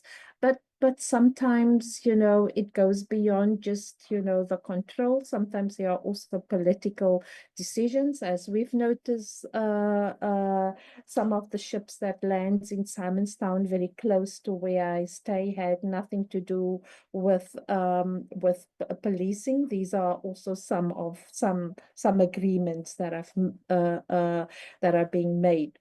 Your questions also relate to what is internationally a big issue, and that is illegal, unreported, and unregulated fisheries, which is called IUU fishing. And this is important for your committee to separate. And I think this also trying to answer the questions around the gangs is to separate the criminal aspects of fishing compared to the management regulation, that somebody is fishing for the pot and somebody is fishing for a syndicate or a network. And that is often fused within the communities and very difficult to separate. That's why poaching is something that we need deeper analysis of. I try to work with the community of Buffelsjachsbaai on the southern coast, and I worked not with the poachers, but with the women in the community, and wanting to understand, after 30 years, this community is still continuing to poach, and poaching is happening on a daily basis of a high value species, abalone. And the way the species is being violated in terms of the amounts of abalone that has been taken out on a daily basis, it's just unimaginable. I've been to areas where there are mountains of shells, empty shells, sucked and left. I've been in the area where I see taxi loads come in on a daily basis and go out, as coming and seeing that as a job.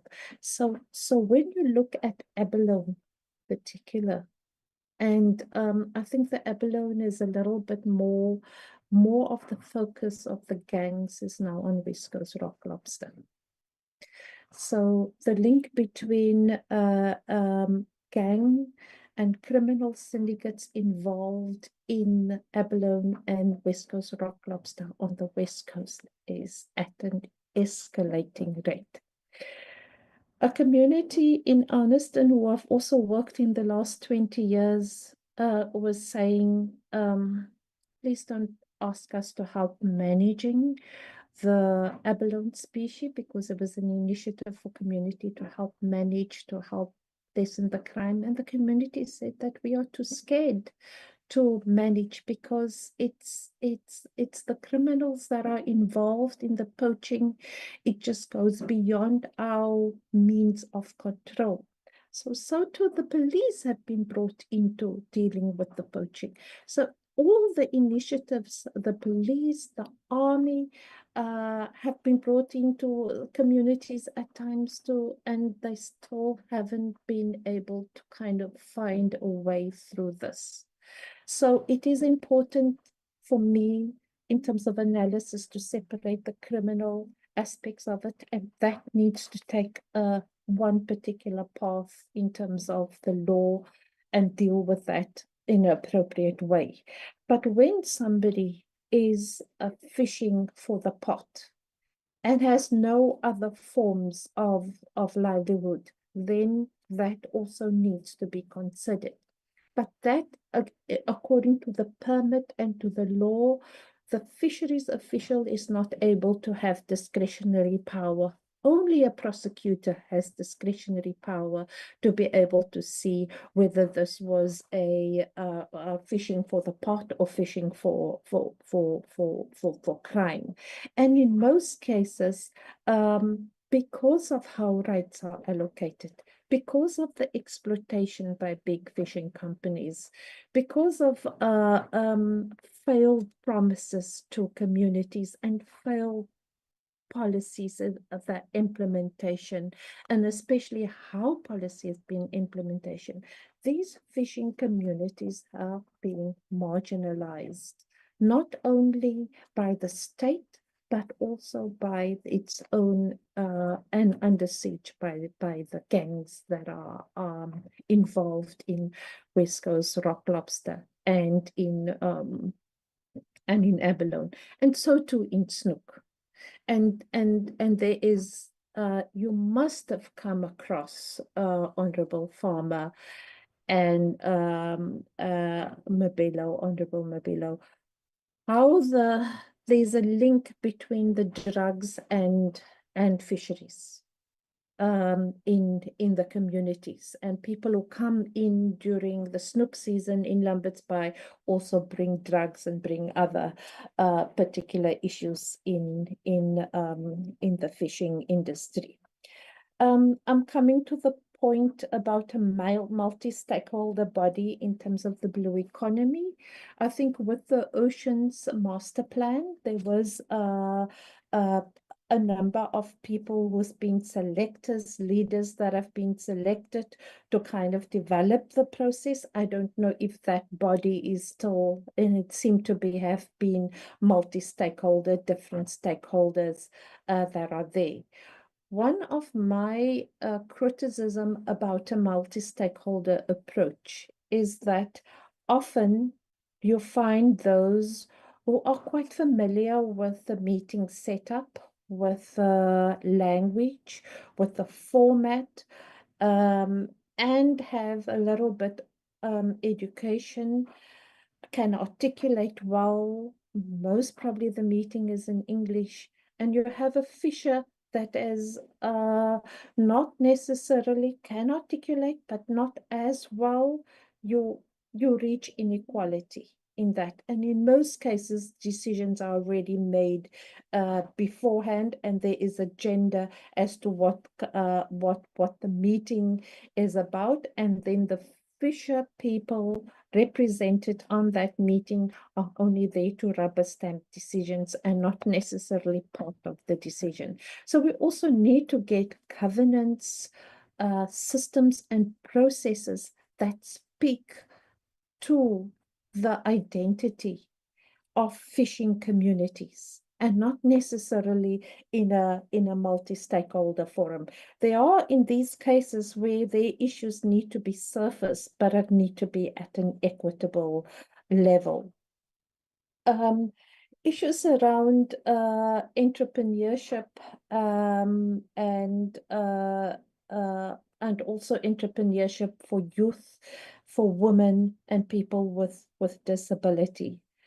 I think there's a lot of opportunities. So, for example, your committee promote that I&J and Sea Harvest, although they are deep sea trawl, you know, they are particularly focused on the bottom trawl and they scoop everything that is in there. Snook doesn't swim with hake. Hake is at the bottom and snook is a top predator. So once you have to go out and target snook to be able, and they declare it as bycatch. So it's a little bit of gymnastics of how they navigate around the quota, the rights allocation and what's allocated, and they declare it as bycatch, but it's not actually bycatch, it's targeted. And this was also documented by some of the people who are working in this particular sector. And the fisheries department is very well aware of this. So, and it is inshore trawl is one of the most destructive activity, because with it scoop whatever it up with within the on the seabed, and it's in the intertidal where a lot of the fish is breeding. So that also threatened the sustainability of the species. So we have big fishing trawlers on the one hand, scooping a lot of schools of fish, and we have intensive poaching from coastal communities, whether it's gang and coastal communities on the other side. What is then the sustainability of the resource? It is a management issue. It's a governance issue. It's how the fisheries department has inability to govern both the commercial fisheries and police the commercial fisheries, because monitoring, control, and surveillance is a task of the fisheries department. But these tasks are also outsourced to fishing, to other entities to go do the monitoring and control and surveillance on behalf of the fisheries department because of the capacity. There is a small unit of people that are working on small-scale fisheries. And the failure of the fisheries department, I think my language is a bit stronger in terms of the small-scale fisheries policy, the flaws of the small-scale fisheries policy was with any entity. It could have been any entity, a legal entity that represents small-scale fishers. It couldn't have necessarily, no. Co-ops was an initiative that was brought to the fishing industry via Department of Trade and Industry. And that was part of the inputs into the regulations of the small-scale fisheries policy. There's a mismatch between what the policy is saying. So the policy, there were questions around what the policy is saying and whether the policy at the time around poverty alleviation and about value chain is maybe a misfit. I'll come to that particular question. So a legal entity was identified as the governance mechanism for small-scale fisheries in communities, not several legal entities. One legal entity in the community, and because our communities are dysfunctional and not necessarily the one group doesn't work with the other group. There are often problems of the one family don't speak to the other family. The collective, the fact that the fishing industry has always been in the individual rights allocation, individual permit, individual quota, collective entities has been a challenge for communities working as a collective. That is something that I've noticed, and it's something that needs to be addressed as to how people want to operate. And if you ask, Honorable Farmer, your fishing people that you represent, what do they want? They will most probably say, I want a quota, or I want a permit. I want the allocation by myself. I don't want to share.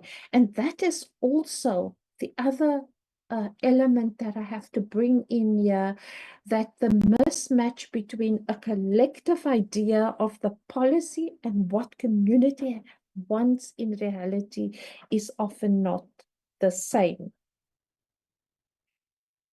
I do agree that aquaculture is an important aspect, but yes, the input costs and also the output costs needs to be factored in terms of electricity cost and the species. The species must also be palatable for South Africa to eat. South Africans, I don't think, has much of an appetite for tilapia. But there is a rich fishing, small scale subsistence fishing that is inland that are targeting a number of inland species that is already there. But the aquaculture is still pilot. And while South Africa is piloting, I think it would be good to look at the investment that Tanzania is making when it comes to aquaculture for small-scale farmers. We also need to consider that Tanzania might have more water than we have. And that is an important factor. We cannot disregard that you will need ponds to farm fish, and with the climate conditions and the issues around the climate, that it is also important to consider what species are the best species for South Africa to farm, and it is tilapia and catfish, African catfish, not the Asian catfish that is flooding the world market. The African catfish is an issue. Environmental laws prohibit a lot of the aquaculture initiatives. And I think it is also somehow we need to kind of also think what is good for the environment, but also good for people and also good for the economy. And balancing those three is often a challenge. I remember that Honorable Bosov has asked a question around more particularly licensing system, alternative model, and also more specifically on climate change and marine protected areas. So I'm going to try and answer those questions. I'm jumping around a bit in trying to kind of look at what are the kind of nuances that came from all, but also maybe specific. So I think it is the licensing system, according to the fisheries policy, small-scale fisheries policy, was based on a basket. Because we knew that if you're only focusing on West Coast rock lobster and abalone, those are often seasonal species, and people would not necessarily have enough money for the rest of the year. My student is doing a PhD in in the three some of the communities that we've mentioned, Dwirringby, Ocean View, and Hout Bay are the other area that he is working on. And when he look at the amount of money a fisher get from, say, 120 kilos that has been allocated to them, we're talking about maybe 35,000 rand. And that could be for 1 year if they only allocate it. If you look at that comparison to what people get in terms of social welfare, and you add up all of that money, you could also more or less get the same price or even lower. Or if you look at the minimum wage, it is much lower. So what the per person get around the income that they get into their account is minuscule compared to what the West Coast rock lobster is being sold, especially in February, to the east in terms of the Chinese market. Imagine, I had done some sums in Ocean View. There was about 40 tons of West Coast rock lobster allocated per season because there were over 100 permits and some of the smaller permits. So it was 40 tons. If I looked at what the amount of money in terms of just look at if in terms of selling that, it was 9 million rand. Imagine 9 million rand of investment in a community directly. What would that mean? But they're not getting the 9 million. It's the marketer. It's the processing that has been subtracted. The marketer needs his cut. The marketing agency needs its cut. And then there's also the issue of if there's a pour off, they are not going to get that, or this discard or good quality. It's not going to happen. In the end, they get very little money. I would think that it is important that the regulations, instead of looking at an alternative model, I think the model is within the small-scale fisheries policy. And I think that that model could be adjusted in terms of what is the reality currently.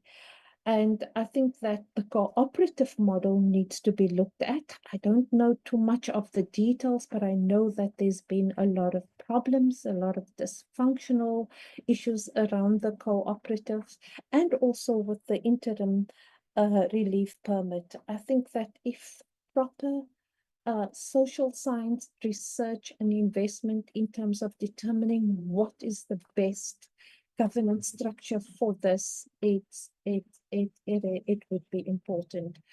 We invest so much money only on the science and the economics data and very little on the social data. And that is why if social data has fed into some of these decision making, I think there would have been better management decisions made on that.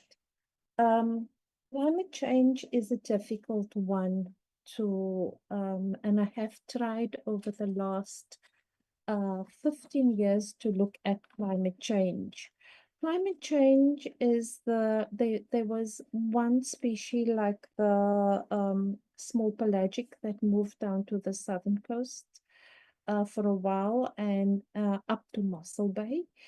And some of the factories, there were even some factories established in Mossel Bay because the Saldanha factories were not meeting its target in terms of the raw material, started shipping, transporting with trucks to Saldanha to maintain, but a lot of job losses happened. At the time, they thought it was climate change because of the sea level surface temperature increasing meant that was the case. there's a debate with scientists, and many of them say it's very difficult to say that it's climate change, necessarily climate change in terms of the temperature. It is definitely has to do with overfishing. Overfishing is a problem when it comes to the industry, the fishing industry, and yeah, I'm talking to big companies and to smaller companies. And the big factor in terms of the kind of ecosystem and the makeup of the fish and how it's changing is mainly what we put in the ocean. The plastic, the metals, the effluents that all goes into the ocean is what changing what is in the fish flesh and species. And I was just told in West Africa that many of the fish are feeding off human waste that are pumped in the ocean. Yeah, it gives me also chills, but I still like eating fish like the chairperson. There was also questions from the nets. I think I've answered the questions around the net. And yes, the economic hubs in China. There is not only China, there's also Indonesia that getting people involved and getting communities involved and getting entrepreneurs involved in these economic hubs is I think that China has when they deal with the world, they deal with the profit and the market. But when they deal with the local people, they have a very much of a collective approach, and that there's more development in looking at improvement of the Chinese population as a whole than just a few people. But when they do, and this is the same in Vietnam, when they do move towards engaging with the world, they act like a profit-driven company that wants to get the best prices for the goods that they produce and the level that they produce it at. And I think it is the economic system that within that and within China that encourage that kind of economic hubs. We do not have that kind of political will to create those economic hubs in our communities.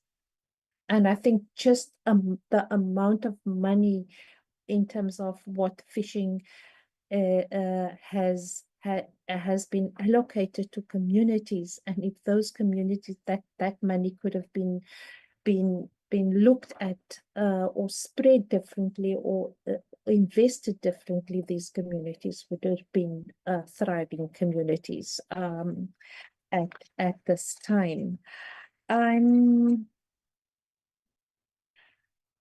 There was a question around the gangs. I think I've dealt with that.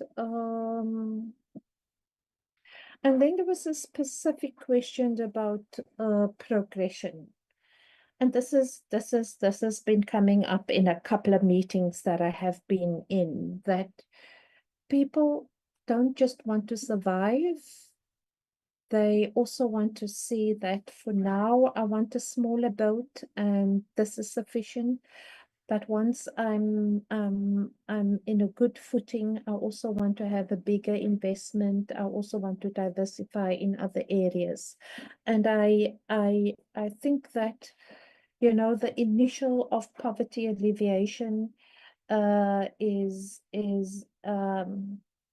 it's what is cross-cutting in policies at the time, Honorable Farmer.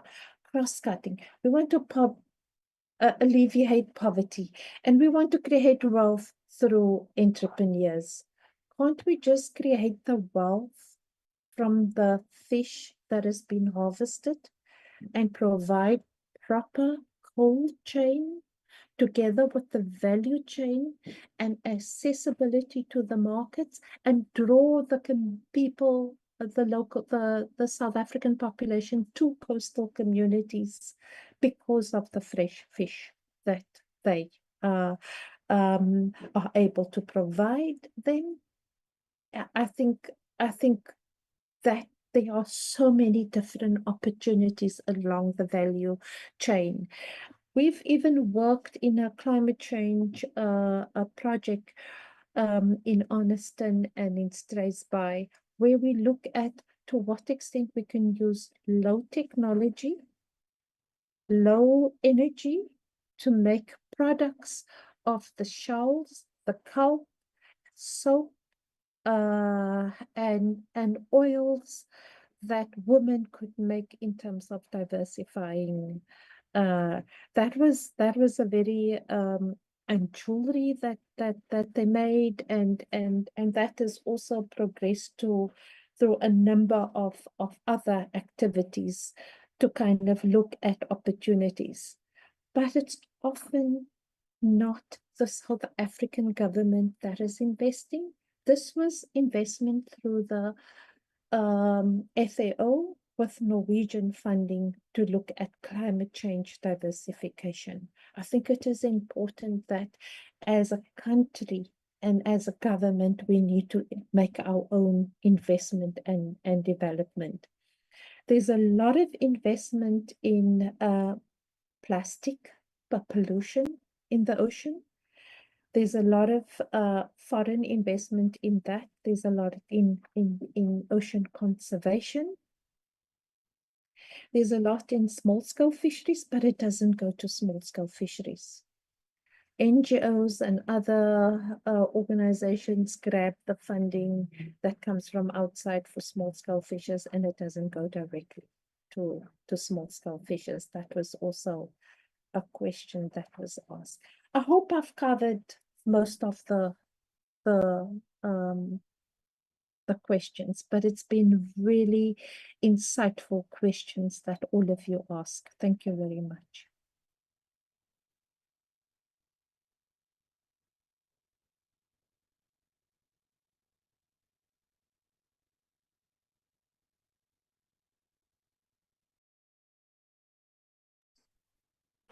When we are chair, Chair, there we go. Can I carry on? It doesn't seem as if Honorable Modise or Mabilo, who he seconded, and being the chair of the Yeah. other committee.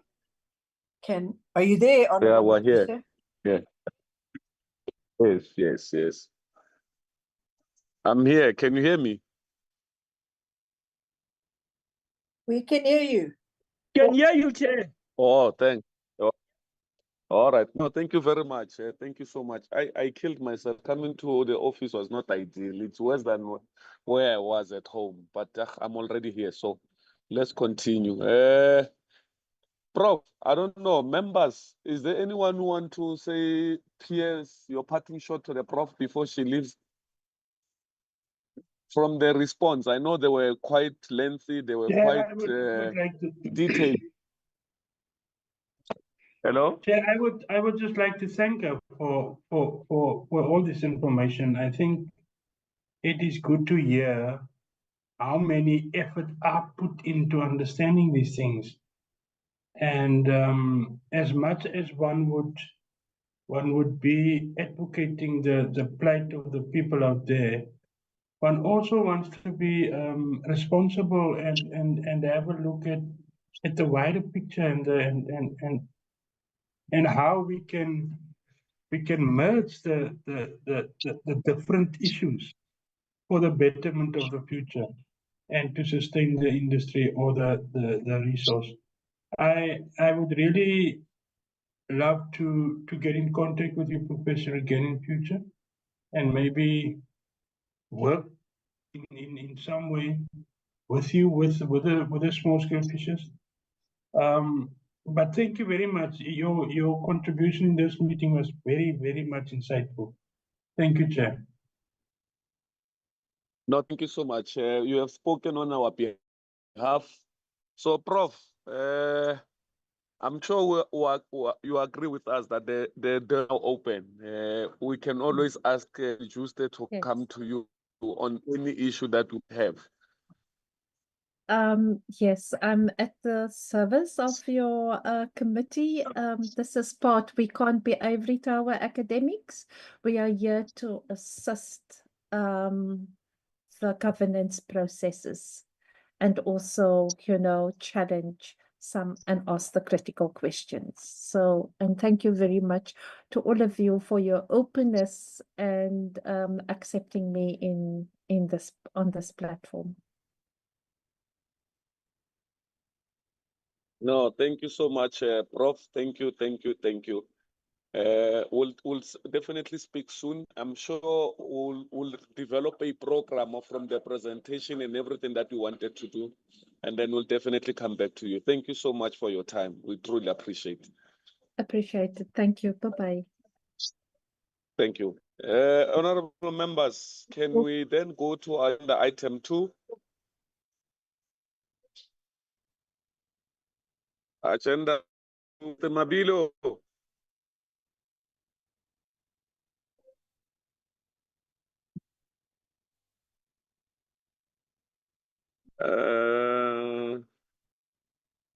I'm sure it's minutes of the previous meeting.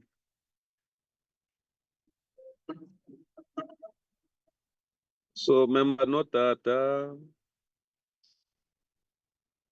Okay. Did we manage to go through the minutes, honorable members?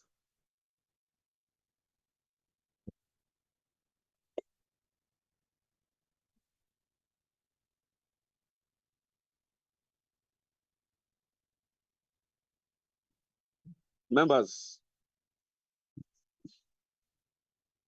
Honorable Chair, I went through the minutes. Member Dlamini, Member Dlamini, Member Mabilo, Member Chole, Member Pina, Member Mokoena, Member Kennedy, Member Van der Berg, Member Farmer. Go through the minutes. Yes, I did, Chairperson. Yes, Chair. Are the minutes a true reflection of the discussion in the last meeting?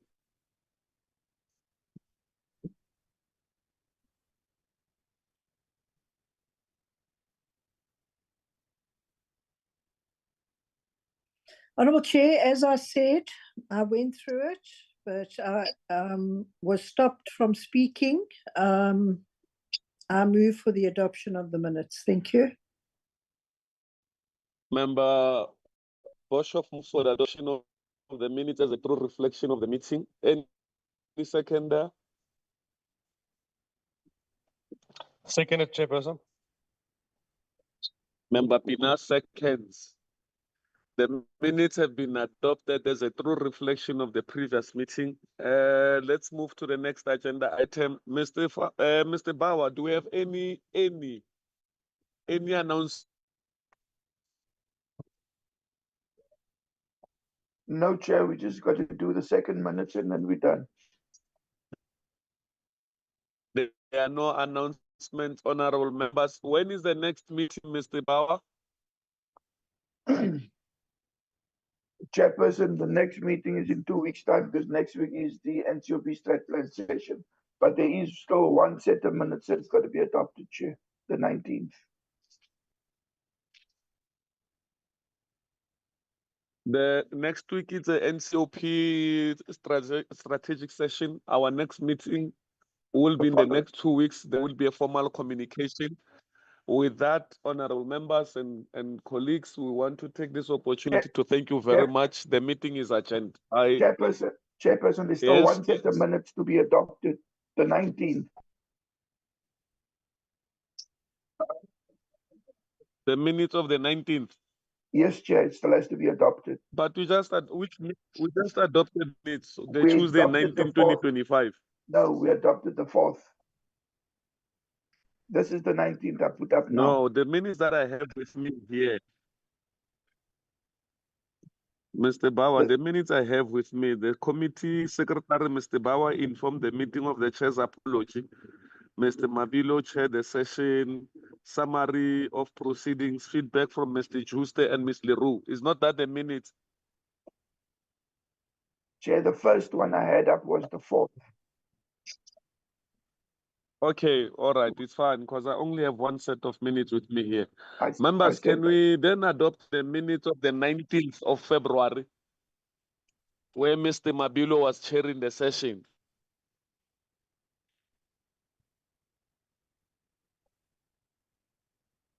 Chair, Honorable can we Chair. just go That is- down so that I can that see is whether my last apology was meeting. That- noted? Okay, thank you. Yes, there are one. How many apologies here? There are 3 apologies. It was member, not that member Mudis and member Boshoff. Can we move for the adoption of these minutes, honorable members? You were in the meeting. I move for adoption, Chair, Honorable Pinar. Honorable Pina, move for the adoption. Any seconder? I Honorable second Chair, Honorable Chair. Dlamini. Honorable Zamini seconds the adoption of the minutes as a true reflection. Any other set of minutes, Mr. Bauer? No, Chair, that's it. Okay. Honorable members, the meeting is adjourned. Thank you very much. Thank you, Chair.